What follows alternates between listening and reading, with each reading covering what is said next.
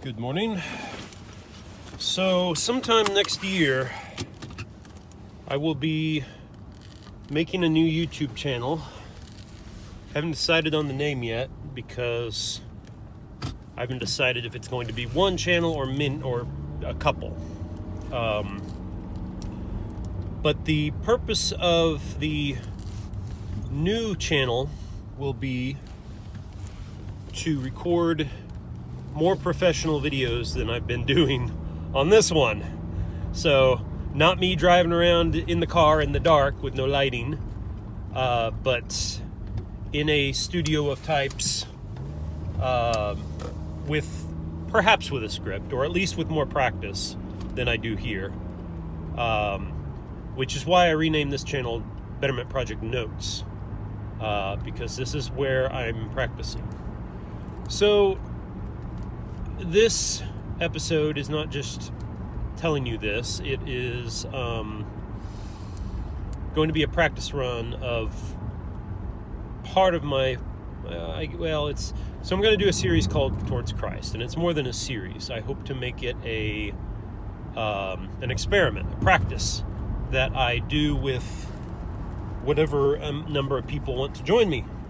But in order to get to the practice, I feel it necessary to go through a series of steps which will maximize the effectiveness of that process, of that practice. I guess I'll rabbit trail. I'm trying to stop doing this, but what was coming to mind is how a lot of the Eastern practices will have an individual not have explicit instructions at all. And I think they do that because they decided that they want to minimize the degree to which conscious psychotechnologies like reason interfere with what I would call the unconscious psychotechnologies of pattern recognition and pattern formation from patterns, or forming the pattern of patterns, which is something like archetypes and something like wisdom. So there is the analytical grasping mind, the tool hunting task-oriented mind that loves logic and loves certainty and loves graspability and gets offended and frustrated when things are not graspable. Then there is the pattern recognition mind that doesn't even function if something is graspable because it's trying to find the context. If you're in analytical mindset, it just lets you do your thing and it shuts up. But if you relax your analytical mind, it will get to work, what I call the analogical mind, or the open hand or the open eye mind will get to work. And it will perceive the patterns in everything you see. And it will perceive how they overlap and how they diverge. It's better at overlap than divergence. That's what the grasping hand does, is divergence. It separates out. You could call it, as a friend of mine does, sword logic for the analytical, because it divides and it cuts. And lever logic for the analogical, because it sees the system and figures out how to leverage that system in a way that doesn't break the system. So that's a pretty good analogy too. Anyway, to continue,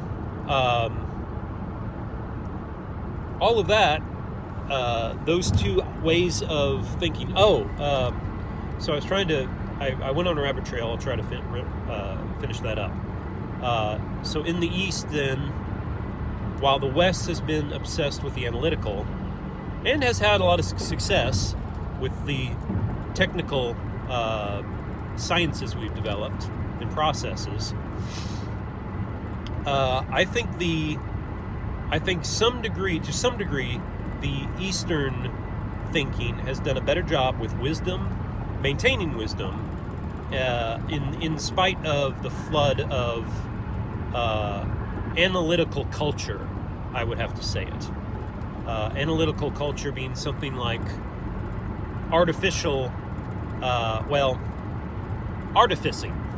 artificing the world, actually making the world into a structure, into an artifice around us, so that it's all quantifiable, it's all graspable, there's nothing unexpected, and we can just cruise through our life as efficiently as possible.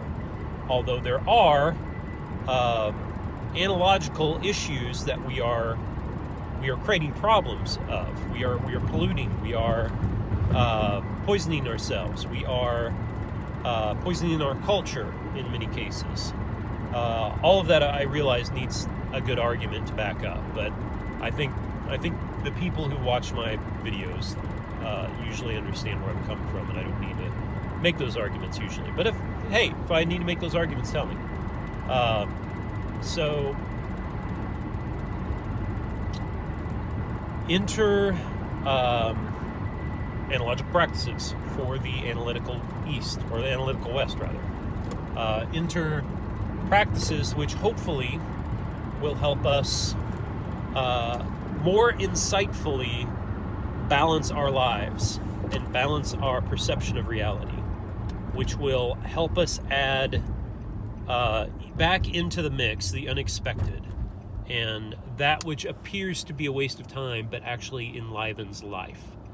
A waste of time from a graspable, analytical point of view, but actually expands life, is actually life-giving. I'm talking about, psychotechnologies, for one thing, that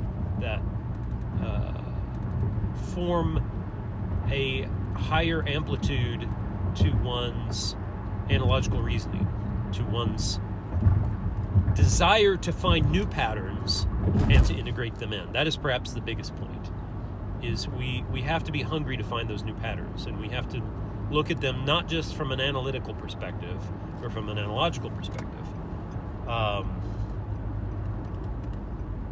Okay, that wasn't too bad.